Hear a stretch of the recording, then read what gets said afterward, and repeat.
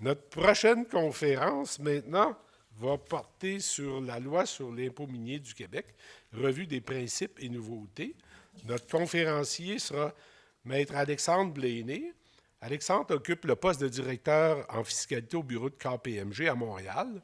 Auparavant, il occupait un poste d'avocat fiscaliste pour une firme régionale en Mauricie. Il se spécialise principalement sur les réorganisations d'entreprises et les aspects fiscaux des opérations de fusion-acquisition à l'échelle nationale et internationale. Alexandre a offert son expertise à de nombreuses sociétés minières majeures et en exploitation. Alexandre est membre du barreau du Québec depuis 2020. Alors voici, Alexandre, on te cède la parole. Bon, ben merci, Monsieur Mongrain. Bonjour à tous et à toutes. Je me présente, je m'appelle Alexandre Blaney. Je travaille comme directeur en fiscalité chez KPMG à Montréal. Comme Monsieur Mongrain disait, je travaille principalement en consultation fiscale et réorganisation d'entreprise. Dans le cadre de mon emploi, j'ai pu travailler pour plusieurs sociétés minières au Québec, principalement des juniors, mais aussi des sociétés qui sont en exploitation au Québec et dans le reste du Canada. Donc, la LIM, c'est une loi avec laquelle j'ai beaucoup travaillé dans le cadre de ma pratique. Donc, aujourd'hui, ça me fait plaisir de vous la présenter. C'est une présentation qui vise à couvrir l'entièreté du cycle minier, donc à partir de l'exploration jusqu'à l'exploitation en tant que telle. Donc, l'agenda pour aujourd'hui, je vais débuter en vous introduisant à la loi sur l'impôt minier du Québec, donc la LIM, en précisant son champ d'application et en définissant ses principaux concepts clés. Dans la deuxième section, qui va être la plus importante de la présentation aujourd'hui, je présenterai les différentes allocations auxquelles un exploitant peut avoir droit dans le calcul de son profit annuel et comment ça s'imbrique avec le fameux crédit de droit remboursable pour perte, le CDRP. Cette section-là vise donc les sociétés qu'on désigne comme juniors minières d'exploration, tout comme les crédits d'impôt remboursables en impôt sur le revenu. C'est une source de financement qui est intéressante pour les juniors minières du Québec. À la suite de cela, je vais vous présenter les principales allocations qui sont déductibles dans le calcul du bénéfice annuel d'un exploitant, donc les exploitants qui ont des revenus et qui exploitent activement des mines. Ensuite, comme toute loi fiscale, la LIM comporte certaines règles anti-évitement spécifiques qu'on doit garder en tête, que ce soit lorsqu'on envisage une planification fiscale ou qu'on veut procéder à une acquisition. Finalement, je parlerai brièvement de la conformité fiscale. La LIM, c'est une loi fiscale, donc on a des formulaires et des délais fiscaux à respecter. Donc, le point de départ, à qui la LIM s'applique-t-elle? C'est une loi qui s'applique aux exploitants, un concept qui est défini dans la loi. En général, toute personne ou société qui effectue des travaux d'exploitation minière va être visée par cette loi-là. C'est une notion qui est très large et qui va inclure essentiellement toute la chaîne de valeur, à partir de la prospection jusqu'à la préparation du site, jusqu'à l'exploitation de la mine en tant que telle, évidemment, et la restauration du site qu'on a utilisé dans le cadre de nos activités. La notion d'exploitant étant très large, évidemment, on doit porter une attention particulière aux exceptions. La principale exception, c'est que les sous-traitants, évidemment, ne seront pas visés par la LIM. Donc, par exemple, si on embauche un sous-traitant pour faire du forage au diamant sur notre propriété, cette personne-là ne paiera pas d'impôt minier, évidemment. Comme je vous disais, on vise à inclure dans cette notion-là d'exploitant toutes les phases du développement minier, donc la prospection, l'exploration, l'aménagement, l'exploitation et la revitalisation. Traditionnellement, les dépenses qu'un exploitant encourait pour ses études de faisabilité n'étaient pas particulièrement visées par la LIM. Mais comme je vous présenterai tout à l'heure, aujourd'hui, certaines dépenses, pas toutes, mais certaines dépenses peuvent être visées par l'étape de faisabilité dans cette loi-là. Comme vue d'ensemble, une fois qu'on en arrive à la conclusion que la LIM s'applique à nous, qu'on est un exploitant, à quoi est-ce qu'on peut s'attendre en termes d'impôts payables? Dans la LIM, on a deux impôts à prendre en considération, l'impôt minier sur le profit annuel et l'impôt minier minimum sur la valeur de la production à la tête du puits, VPTP, que je traite plus loin. Un exploitant va payer le plus élevé des deux. Un peu comme l'impôt minimum en impôt sur le revenu, l'impôt minier minimum vise à assurer une redevance minimale à l'État en contrepartie de l'utilisation des ressources du domaine public lorsque le calcul d'impôt minier ordinaire serait par ailleurs jugé insuffisant.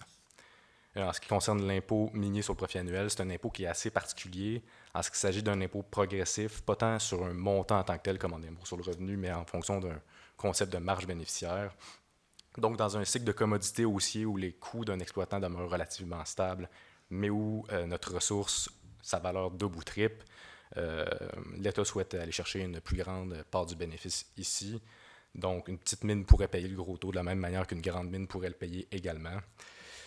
Bref, selon la marge bénéficiaire, l'exploitant va payer soit 16, soit 22, soit 28 %. Le point de départ du calcul de l'impôt minier ordinaire et de l'impôt minimum, c'est la valeur brute de la production annuelle de l'exploitant, la VBPA. On cherche à inclure dans ce concept-là la juste valeur marchande, la JVM, des ressources qui sont extraites du sol essentiellement. Il y a plusieurs manières de déterminer ce montant-là. Lorsque l'exploitant utilise lui-même dans un circuit intégré, par exemple, les ressources de la mine qu'il exploite, la VBPA sera égale à la valeur au marché de ressources au moment où elles sont utilisées, donc assez simple. Par contre, dans les autres cas, dans sa première année d'exploitation, l'exploitant pourra choisir sa propre méthode de calcul. Il y a 3 méthodes possibles. L'exploitant peut déterminer sa valeur brute de la production annuelle selon le prix du marché au moment où il vend ses ressources. Il peut aussi se fier sur ses états financiers dans la mesure où les PCGR sont respectés par ailleurs. Et enfin, il peut calculer sa VBPA selon le montant qui est reçu ou à recevoir en contrepartie des ressources. Une fois qu'on a choisi la méthode, par contre, il faut demander l'autorisation de Revenu Québec pour la modifier. Donc, on est pris avec. Enfin, c'est important de noter que les autorités fiscales, donc Revenu Québec, peuvent contester la VBPA lorsqu'elle ne correspond pas à la valeur réelle des ressources extraites. Donc, si Revenu Québec fait sa propre évaluation des ressources, cette évaluation-là sera réputée constituer la VBPA de l'exploitant. Une fois qu'on a déterminé notre valeur brute de la production annuelle, voici le chemin qu'on doit faire pour le calcul du profit annuel de l'exploitant, qui est utilisé pour le calcul de l'impôt minier ordinaire. La première étape, c'est le calcul du bénéfice annuel de chaque mine. Chaque mine qui est détenue par un exploitant a sa propre VBPA, ses propres déductions, ses propres allocations et enfin son propre bénéfice annuel. Donc, c'est l'approche mine par mine qui a été introduite dans les dernières années. À ce stade, généralement, les dépenses qui sont engagées pour réaliser la VBPA vont être admissibles pour calculer notre bénéfice annuel. C'est seulement plus tard, par contre, que les bénéfices annuels vont être additionnés et seulement les bénéfices. L'impôt minier, en général, ne reconnaît pas particulièrement les pertes. Donc, toute perte annuelle qu'une mine engrange ne sera pas utilisée pour les autres. Donc, par exemple, ici, si mine A est à perte, que mine B est à profit et mine C est à profit, on ne peut pas utiliser la perte de mine A pour compenser le profit de mine B et C. Une fois qu'on a déterminé le bénéfice annuel de chaque mine, on les additionne pour obtenir notre bénéfice annuel total. On peut ensuite déduire certaines dépenses pour toutes les mines, principalement les allocations dans le profit annuel que je vais présenter tantôt. Une notion sur la notion d'allocation rapidement. La différence entre une allocation et une dépense ordinaire, si je puis dire, au sens de la LIM, c'est qu'une allocation, c'est un montant qui s'accumule dans un compte cumulatif. On va la déduire seulement lorsqu'on choisit de le faire, sauf exception. C'est évidemment utile puisque, comme je vous disais, les pertes ne sont pas reportables en impôt minier. Donc, si on est déjà à perte et qu'on ne peut pas demander par ailleurs un crédit de droit remboursable pour perte, on va s'abstenir de prendre ces allocations-là. On va les garder pour plus tard. Une fois qu'on a pris les dépenses et allocations, on obtient notre profit ou notre perte annuelle. Un exploitant peut obtenir un CDRP lorsqu'il est à perte seulement, ce qui va être le cas évidemment pour la majorité des juniors minières du Québec. Rapidement sur l'impôt minimum, c'est un peu plus simple, on a droit à beaucoup moins de déductions. Le point de départ du calcul demeure le même, c'est la valeur brute de la production annuelle. Chaque mine a sa propre VBPA, ses propres dépenses déductibles, sa propre allocation pour amortissement, etc. Les dépenses qui sont déductibles sont plus restreintes en général. Non seulement on doit les engager pour réaliser la valeur brute de la production annuelle, mais on doit aussi attribuer ces dépenses-là principalement aux activités de concassage, broyage, tamisage, traitement, etc. Donc, pour résumer, on parle essentiellement de dépenses qui sont intimement liées avec la préparation de la ressource en vue de sa revente ultérieure. Bref, l'impôt minier minimum restreint davantage les dépenses qui sont déductibles dans le but que l'État puisse presque toujours obtenir un montant pour l'exploitation d'une mine. Rapidement, comme en impôt sur le revenu, il y a plusieurs dépenses qui sont d'emblée non déductibles. La LIM elle a son article 8.0.1, qui est l'équivalent du paragraphe 18.1 de la LIR. Je ne présenterai pas toutes les exceptions, mais voici les principales. En impôt sur le revenu, on a un concept qui est bien connu qu'une dépense doit être engagée pour réaliser un revenu pour être déductible. En impôt minier, on a un test qui est similaire. La dépense doit être engagée pour réaliser la valeur brute de la production annuelle et s'y rapporter directement. Donc, test qui est un peu plus restreint qu'en impôt sur le revenu. Autre exemple, le coût d'une propriété minière en impôt sur le revenu, ce serait le coût d'un avoir minier canadien, donc potentiellement déductible comme frais d'aménagement au Canada. En impôt minier, on n'a pas droit à une déduction pour ces frais-là. Autre exemple, les redevances qu'on verse à une personne, par exemple la fameuse redevance Net Smelter Return, NSR, donne pas droit à une déduction. C'est essentiellement une distribution des profits, donc on ne permet pas une déduction pour ça. Avant de parler des allocations en tant que telles, il me reste un dernier concept qui est assez important à présenter, c'est le concept d'exploitant admissible, une notion qui est centrale dans cette loi-là. Il y a plusieurs règles qui vont s'appliquer différemment selon si un exploitant est qualifié d'admissible ou non. Avec cette notion-là, on essaie essentiellement d'identifier les sociétés juniors minières d'exploration, donc les sociétés qui cherchent à découvrir si un projet donné peut être rentable ou non. Pour être admissible, un exploitant ne doit pas avoir exploité une substance minérale en quantité commerciale raisonnable durant l'année. Donc, si dans l'année, on exploite une mine, on ne sera pas admissible. C'est la même chose si l'exploitant était associé au sens des mêmes règles qu'en impôt sur le revenu avec une société qui en exploite une également. C'est une notion qui est donc assez simple à appliquer somme toute, mais il y a certains pièges qui peuvent exister. Par exemple, si on a un exploitant admissible qui n'exploite aucune mine dans l'année, mais qui acquiert une mine qui vient de mettre sa propre mine en care and maintenance, donc on la ferme temporairement durant l'année, on pourrait avoir un problème parce qu'on pourrait être associé avec une société qui a exploité une mine durant l'année. Je vous disais qu'un exploitant admissible, c'est un exploitant qui n'exploite pas de substances minérales en quantité commerciale raisonnable. À ce propos-là, Revenu Québec, généralement, va se coller sur la position administrative fédérale, qui dit essentiellement qu'un exploitant exploite une telle substance lorsque on atteint le premier jour de la période de 3 mois au cours de laquelle le moulin de la mine opère à 60% de sa capacité théorique. Donc, à ce stade-ci, à 60%, on juge que la quantité qui est produite elle est raisonnable. On n'a pas atteint notre plafond maximal, mais on juge que c'est raisonnable à ce stade-ci. Évidemment, c'est seulement un guideline, ça va toujours rester une question de fait. Une fois qu'on a déterminé si notre exploitant se qualifie d'admissible ou non, on peut commencer à se poser la question de savoir à quelles allocations on peut avoir droit. Ces allocations-là sont utilisées notamment pour calculer le CDRP des juniors mineurs, ce qui peut être assez intéressant. Les allocations dans le profit annuel que je présente ici sont calculées à cette étape-là dans le tableau que je vous ai présenté tout à l'heure. La déduction va donc se situer après l'étape où on additionne les bénéfices annuels de chaque mine. Donc, à cette étape-ci, les allocations, on peut les prendre contre le revenu de toutes les mines et pas seulement une, si on en a par ailleurs. Après ce calcul-là, on obtient notre profit ou notre perte annuelle. Il y a 5 allocations distinctes qui feront l'objet de cette section-ci. C'est les allocations qu'on retrouve le plus souvent. Je les présente généralement en ordre chronologique où on va les retrouver dans le cycle de vie d'une junior. Donc, on a l'allocation pour exploration, l'allocation pour mise en valeur de minéraux critiques, l'allocation pour études environnementales, pour consultation auprès des communautés et l'allocation pour aménagement et mise en valeur avant la production. L'allocation pour exploration, c'est probablement celle qui est la plus utilisée par les juniors minières, évidemment. Toutes les dépenses de prospection, de forage, de tranchées, d'échantillonnage qu'on peut encourir pour faire avancer un projet, ça va entrer dans cette allocation-là. Bref, on vise généralement les dépenses qui ont été encourues dans l'objectif d'explorer la propriété. C'est le fameux test d'objet qu'on va voir plus loin.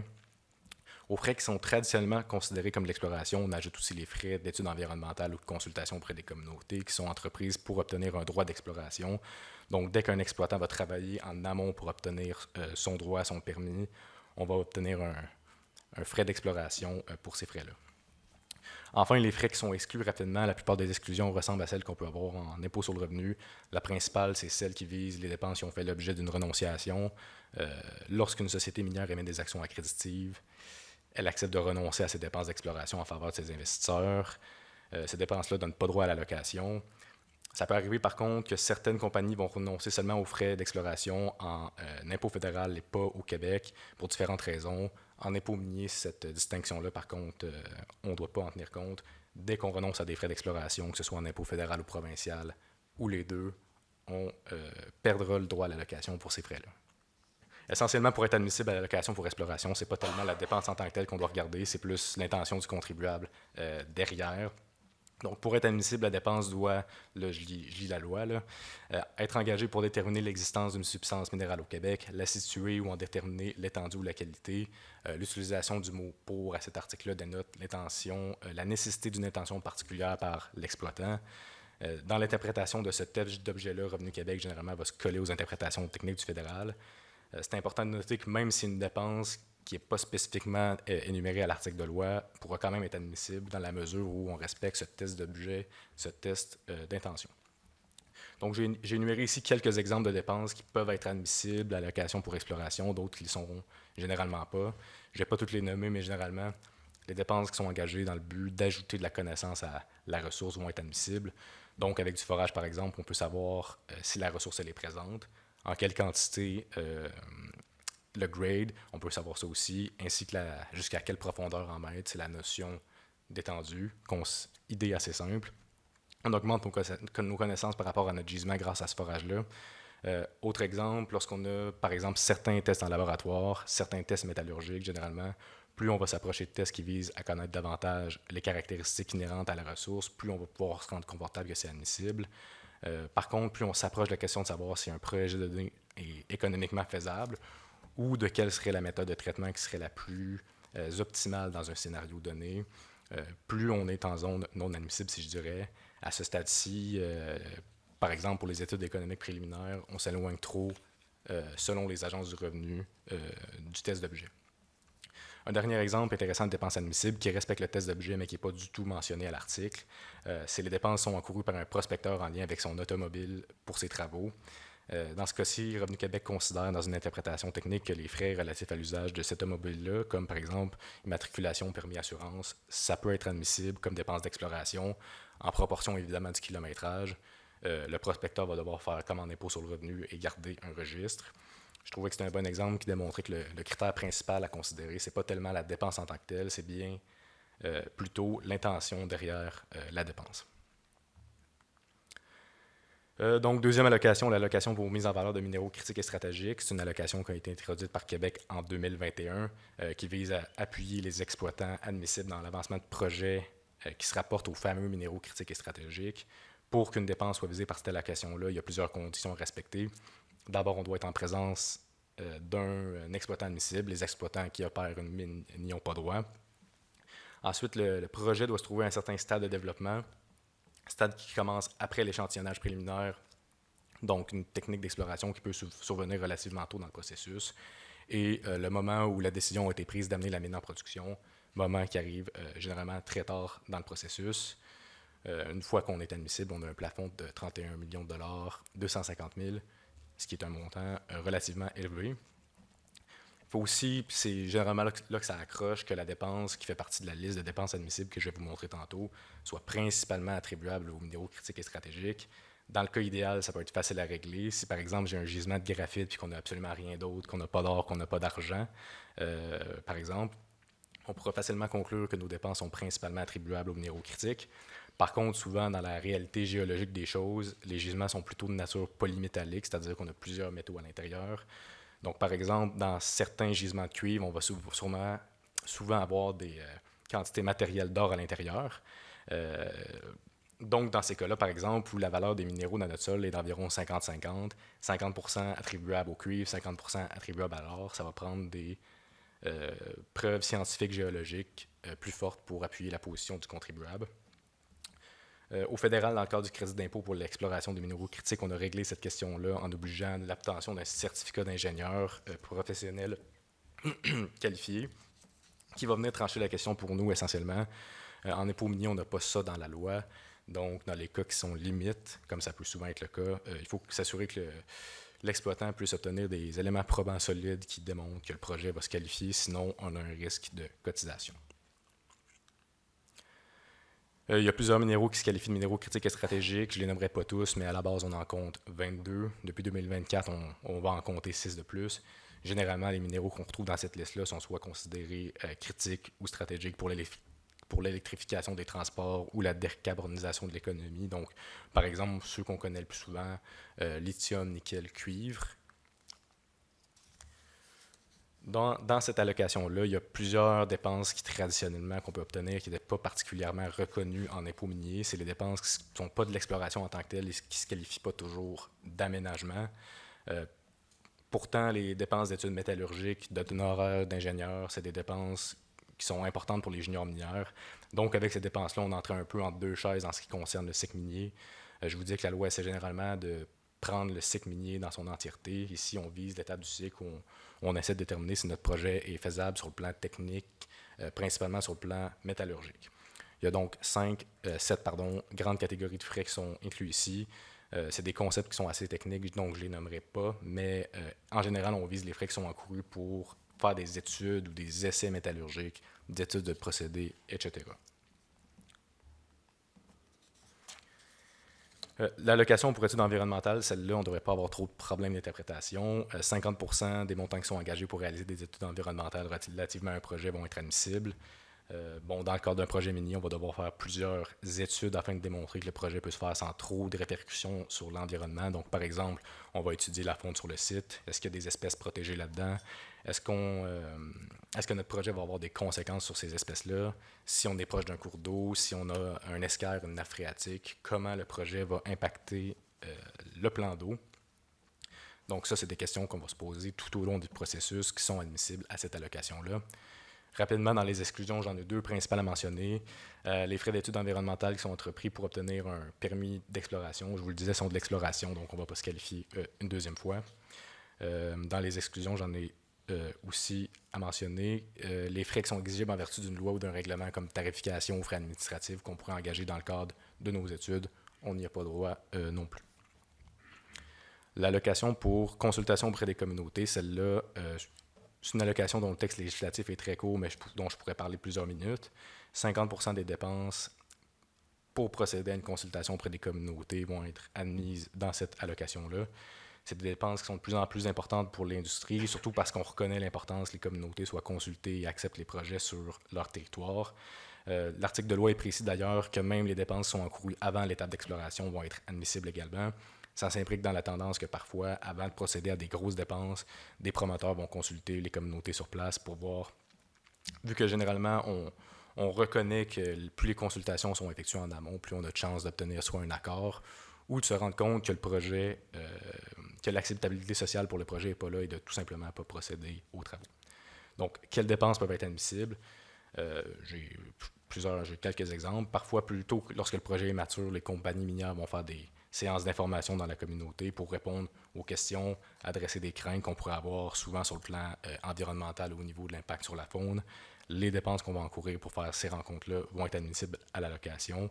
Sinon, si on met en place un comité de travail pour faire participer les communautés dans certaines décisions du projet, ça aussi, ça va pouvoir être admissible.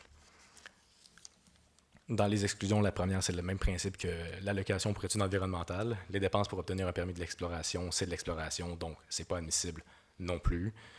L'autre exclusion qui est importante à mentionner, les montants qui sont versés en vertu d'une entente dite sur les répercussions et les avantages, ou en anglais Impact and Benefit Agreement, ou pour conclure cette entente-là, vont être exclus de l'allocation.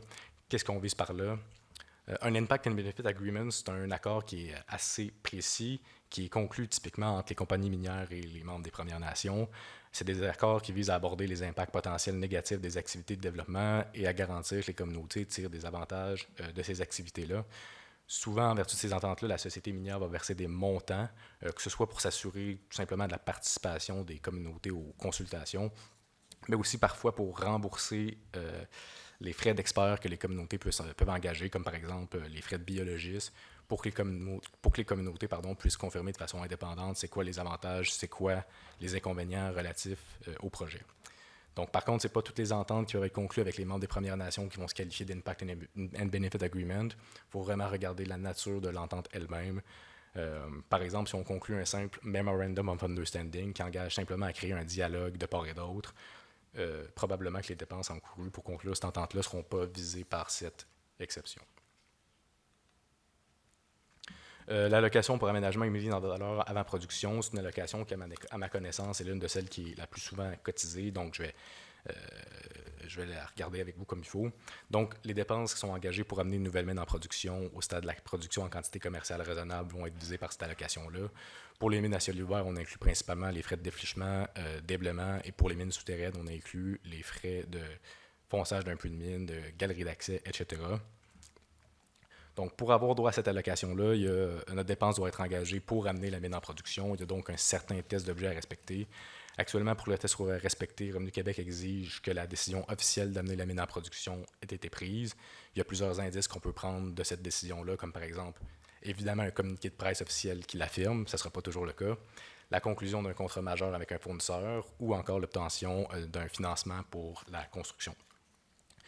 Donc, c'est des éléments qui arrivent typiquement très tard dans le processus. Ça peut arriver que certains exploitants engagent des dépenses pour faire des travaux préliminaires sur leur site pour se préparer. On se dit que même si la décision finale n'est pas prise, qu'on peut faire certains travaux préliminaires quand même. Comme ça, si on prend la décision par la suite, on pourra demander l'allocation. Dans l'état actuel des choses, ces dépenses-là ne sont pas permises. Il faut donc faire attention de s'assurer qu'on peut considérer que la décision a été prise. Sinon, on s'expose à un risque de cotisation. Toutes les dépenses que je viens de vous présenter ont des exclusions et des exceptions qui sont communes entre elles. Je vous les présente d'un coup rapidement. Les dépenses qui ont bénéficié d'une aide gouvernementale, naturellement, ne sont pas admissibles aux allocations, sauf si par ailleurs on les rembourse pour quelconque raison. Là, on pourra faire une demande. Aussi, pour avoir droit à l'allocation, on doit faire la demande dans un délai de 18 mois, après quoi on ne pourra plus faire la demande.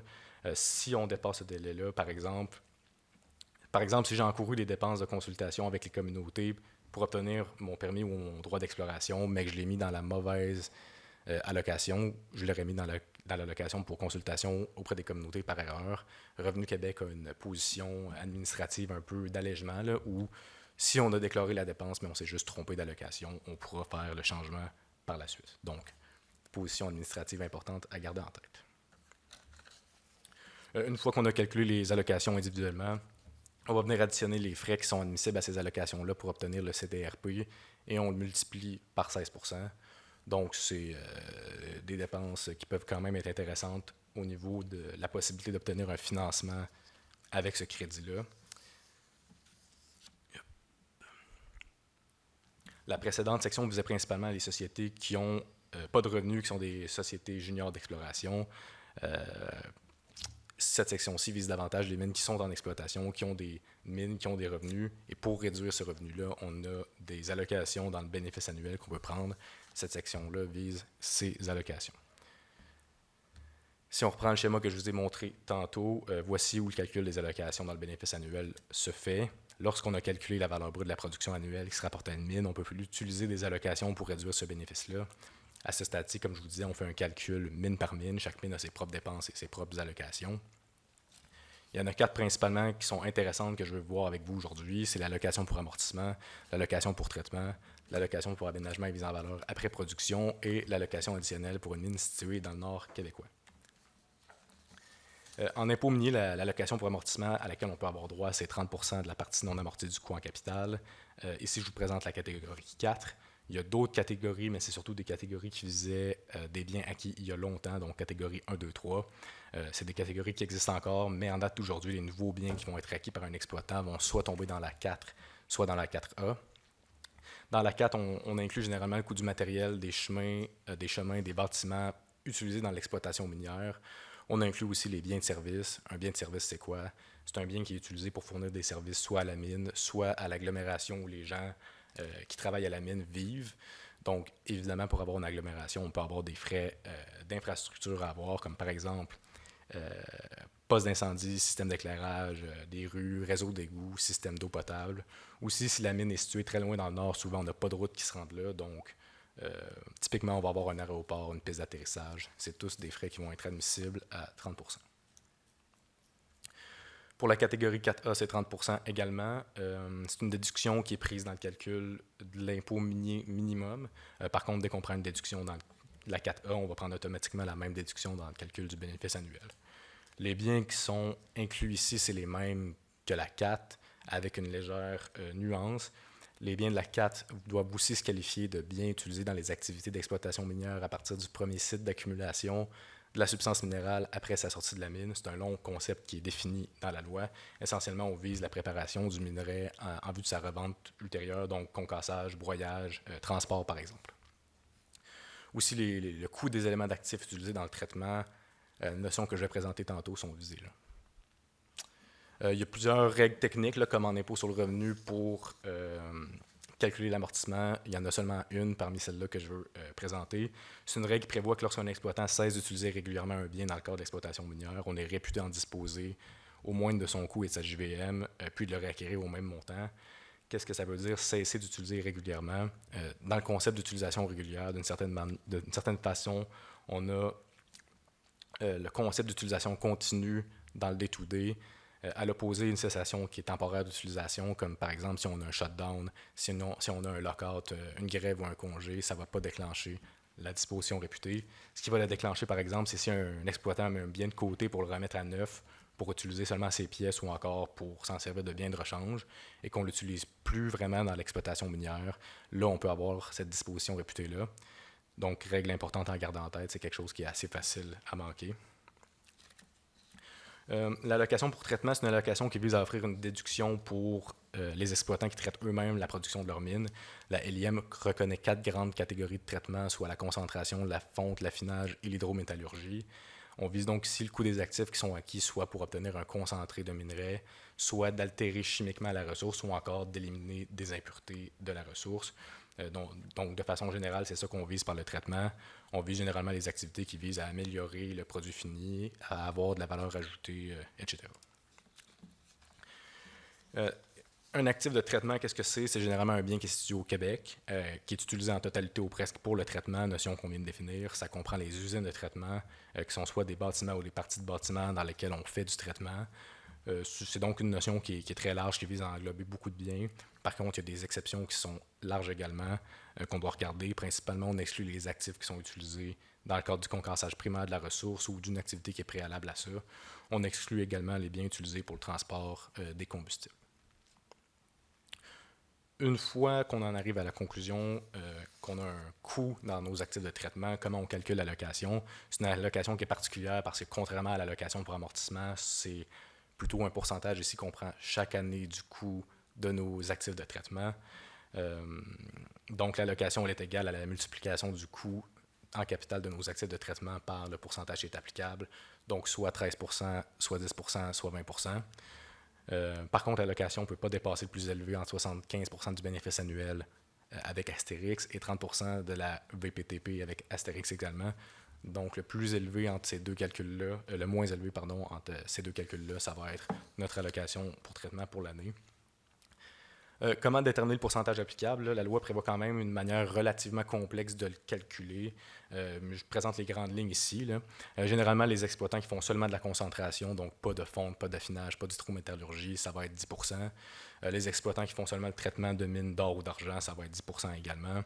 Les exploitants qui font de la fonte, de l'affinage ou de l'hydrométallurgie d'un minerai autre que l'or ou l'argent, mais hors du Québec, ça va être 13%, alors que si c'est au Québec, ça va être 20%. Bref, les activités de traitement qui coûtent un peu plus cher, là, qui ont une plus forte valeur ajoutée, typiquement vont donner droit à une allocation qui est plus élevée. Allocation beaucoup plus simple ici, allocation pour aménagement et mise en valeur après production. C'est une allocation qui est principalement utilisée par les mines souterraines. Donc, une fois qu'on a une mine qui est entrée en production en quantité commerciale raisonnable, les mines souterraines vont devoir creuser des nouveaux puits, des nouvelles galeries d'accès pour accéder à des nouvelles zones minéralisées. Donc, naturellement, on a droit à une déduction pour ça. L'allocation additionnelle pour une mine située dans le nord québécois, la LIM reconnaît quand même que la construction d'une mine dans le nord, ça coûte plus cher, est plus coûteuse, plus complexe. Donc, par conséquent, dans les 36 mois qui suivent l'entrée en production de la mine, on pourra avoir une déduction soit de 2 millions de dollars pour une mine située dans le Moyen-Nord, c'est la zone en bleu pâle sur la carte, ou de 5 millions de dollars si c'est une mine qui est située dans le Grand Nord, c'est la zone en bleu foncé sur la carte. La LIM étant une loi fiscale, évidemment, on a des règles anti-évitement à garder en tête que je vais vous présenter aujourd'hui. La principale à considérer, c'est l'article 35.6 de la LIM. Ça vise à éviter une planification fiscale qui existait, qui visait à séparer les activités de traitement des activités minières d'un exploitant pour éviter que l'impôt minier soit payable sur les activités de traitement. Donc, aujourd'hui, si on sépare ces activités de cette façon-là, et que l'une des principales raisons pour laquelle on fait ça, c'est d'éviter le paiement de l'impôt minier sur les produits de traitement, Revenu Québec aura la discrétion de considérer nos deux entités comme une seule et même entité, donc on ne pourra pas éviter le paiement de l'impôt minier là-dessus. Par contre, c'est important de noter qu'il peut exister des raisons d'affaires qui sont légitimes de procéder comme ça. Par exemple, ça peut arriver que le fait de mettre nos actifs de traitement dans la même entité que l'entité qui possède la mine, ça peut être une moins bonne décision d'affaires, surtout lorsqu'on veut ouvrir une usine de traitement qui est très avancée sur le plan technique, qui exige des dépenses en capital importantes. Donc, on le sait, l'industrie minière peut être risquée, c'est une industrie qui est volatile, qui est cyclique. Un exploitant peut vouloir éviter qu'une mine qui peut être insolvable cause des conséquences financières à son usine de traitement. Puis parfois aussi, je mentionne que ça peut être une exigence là, des institutions financières de séparer les activités de cette façon-là. Ça peut arriver aussi. Néanmoins, dans l'interprétation de cette règle-là, il faut porter quand même une attention particulière aux faits, évidemment. C'est l'intention qui est importante. C'est une analyse dont les paramètres vont être essentiellement factuels. On a d'autres petites règles anti-évitement qui peuvent exister, là, qui peuvent s'appliquer. Principalement dans la LIM, on a la règle d'association réputée. Lorsqu'on peut considérer que l'une des principales raisons pour laquelle on a deux entités qui sont distinctes, et c'est de faire en sorte qu'une de ces entités-là soit un exploitant admissible et qu'on ne serait pas admissible autrement, les deux sociétés vont être associées entre elles, donc on va pouvoir, on va éviter le traitement fiscal qu'on voulait initialement par notre planification dans ce cas-là. Dernière très courte section sur la conformité fiscale. La LIM, c'est une loi fiscale, donc évidemment, on a des formulaires à remplir, on a des éléments de conformité à garder en tête. On a principalement deux types de déclarations à remplir. Si on est un exploitant admissible ou qu'on exploite seulement une mine, on va remplir le formulaire IM30. Si on exploite plus d'une mine, ça va être le formulaire IM30MX et le formulaire IM30DL. Donc, essentiellement, la différence entre les deux, c'est qu'on a plusieurs pages qui s'ajoutent, plusieurs cases qui s'ajoutent pour considérer le fait qu'on a plusieurs mines. En plus des formulaires, on doit aussi ajouter les états financiers de la mine, évidemment, et un état de rapprochement entre les états financiers et la déclaration pour que Revenu Québec puisse concilier le revenu fiscal du revenu qui est déclaré. Puis le délai de déclaration, c'est dans les 6 mois qui suivent la fin de l'exercice, donc même délai que l'impôt sur les sociétés. À la suite de ça, le délai de prescription, c'est 4 ans suivant la date la plus tardive de l'envoi d'un avis de première cotisation ou du jour où une déclaration pour l'exercice est produite, donc prescription de 4 ans. Le délai de production de la déclaration, par contre, aura pas, la déclaration, par contre, n'aura pas de prescription de 4 ans dans les cas, évidemment, où on a fausse représentation ou fraude, comme n'importe quelle loi fiscale. C'est ce qui conclut pour moi. Merci beaucoup pour votre écoute et au plaisir.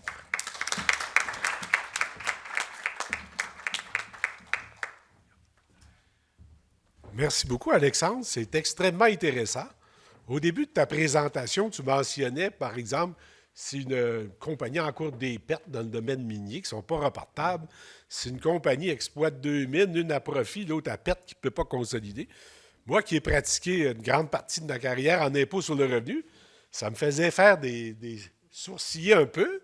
Mais il faut savoir, évidemment, que quand tu veux exploiter une mine, il y a énormément de dépenses qui sont encourues avant d'arriver au stade de l'exploitation. Tout l'aspect prospection, construire les routes, c'est souvent dans des régions très éloignées, creuser le puits de mine ou les tunnels pour y accéder, etc.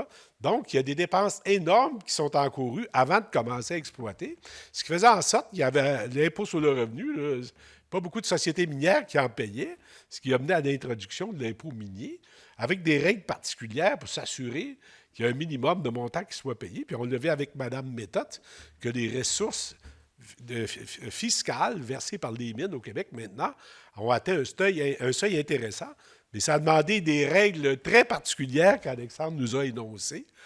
Ça me fait par ailleurs constater que ce n'est pas n'importe quel spécialiste en impôt sur le revenu qui peut s'improviser en impôt minier parce que c'est complètement différent, mais ça donne des bons résultats. Donc, encore une fois, merci, mais adressez-vous à des spécialistes autant que possible. Donc, on va prendre une pause maintenant, puis on recommence à 10h15. Merci.